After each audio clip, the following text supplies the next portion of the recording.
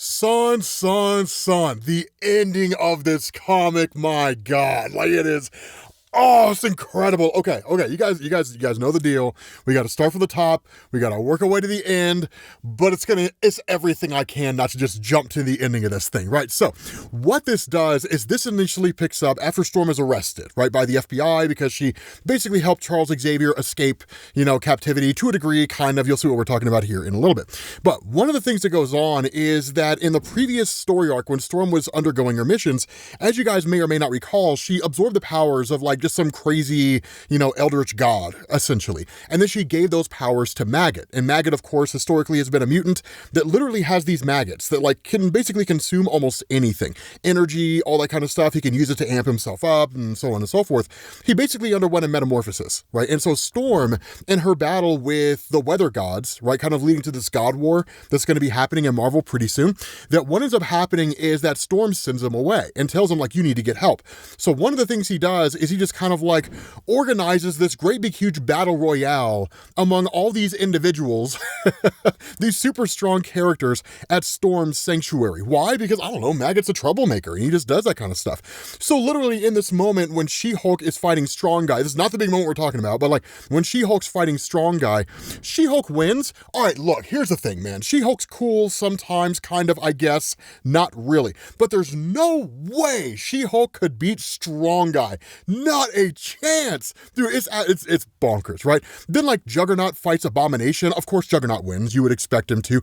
Big Bertha fights Armor, which is kind of cool, but Big Bertha, of course, wins. The West Coast Avengers represent. And then you have Gentle, who fights Omega Maggot, and of course Omega Maggot wins, right? That's the name he gave himself with all these new powers.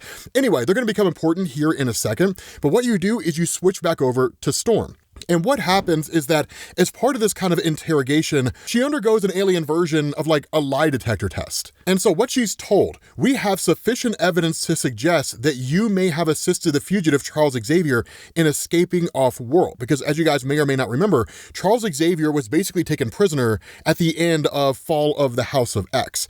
And so it kind of continues on, right? And you have also confirmed that you are immune to telepathy. For the sake of national security, I requested and have been provided with warrants to continue this interrogation with the use of an Abaquian lie detector. And he says, I see you found yourself empathizing with the machine. I can assure you that the lie detector is no more alive than a bowl of Greek yogurt.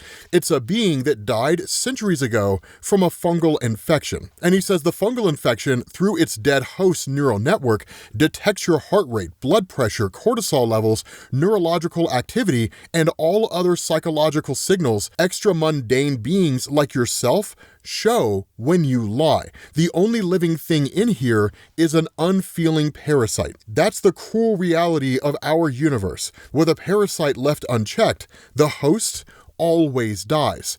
So, let's begin. And that's when the questions start. Do you believe mutants are security risks to the United States of America? Storm says no.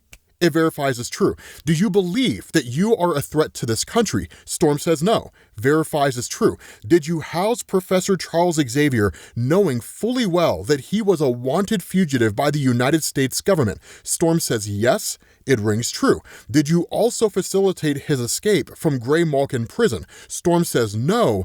That's true as well, because she technically didn't. Then the question comes again. Knowing the potential consequences of your actions on the well-being of our nation, the state of your government issued licenses, and your freedom, if you could go back in time, would you still provide aid to the fugitive? Storm says yes. It rings true. And so at that point, it's cool. Ask the main question that we're here for. Not only that, some of these agents are actually being sent on a specialized mission. But the questions continue.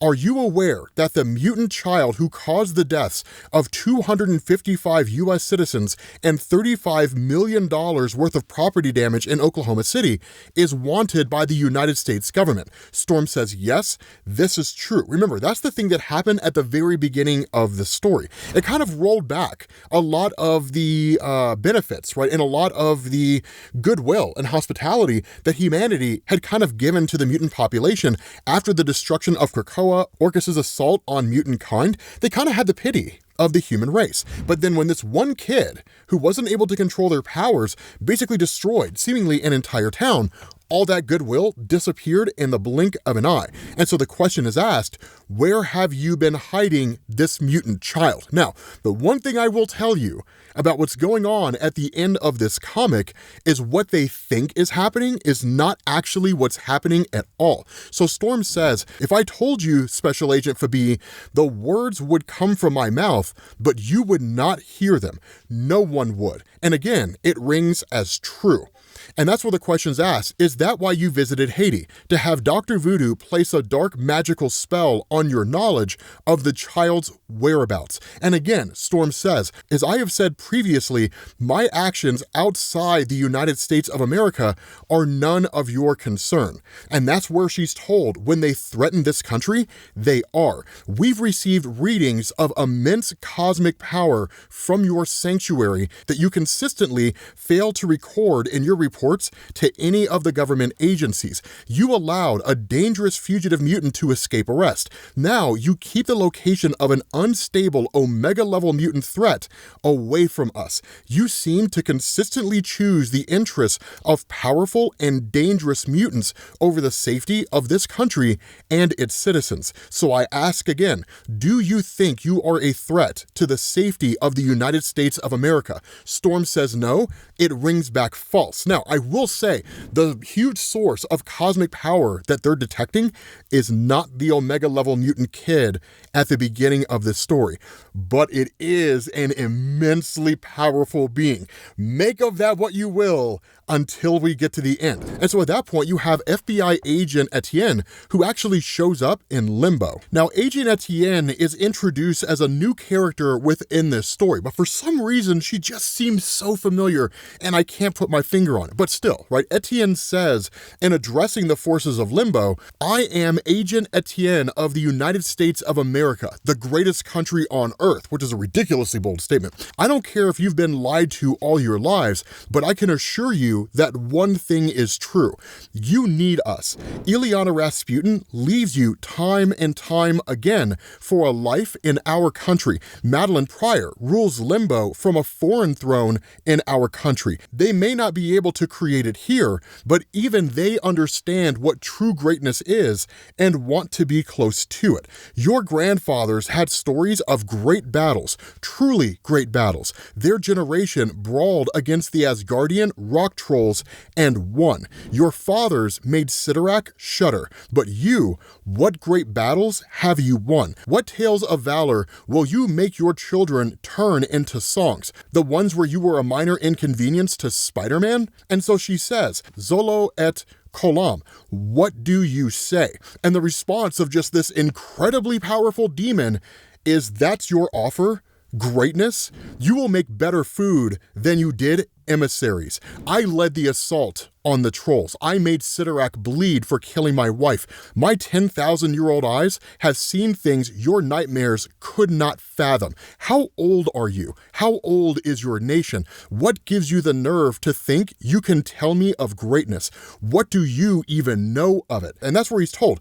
Illyana Rasputin lays claim over Limbo because of her soul sword. Madeline Pryor does the same through her Scythe of Sorrows. We have spent considerable resources to learn how to create these essence blades. We'll teach this skill to different rebel factions across Limbo, destabilizing its hierarchy. When its structure and governance are in ruins, it would be easy for an old guard like yourself to seize power. Do you want greatness? Fine, we can give you power and lots of it. And that's really all that only ever matters to anybody within the realm of Limbo. And so once Etienne and these guys emerge, right, out of this Limbo portal and into Atlanta, because again, that's where Storm's sanctuary is at, they end up meeting with Agent Lungvis from the Office of National Emergency, O1E. And they're like, yes, we were able to strike a deal, right? The demons of Limbo should be wreaking havoc on the Storm sanctuary by now. With Storm distracted over at HQ by Agent Phoebe, Maggot is the only heavy hitter at the Sanctuary. He'll have his hands full with demons. Amid the chaos, we should be able to retrieve the Sanctuary's power source with the greatest of ease. And that's where they say it's not a power source. There's no way that it is. The cosmic radiation coming off of it is comparable to Galactus's energy signature. It's a weapon, no doubt about it, and I'm tired of mutants. And so once they end up arriving to the Sanctuary, Maggot and all of his forces have destroyed the demons.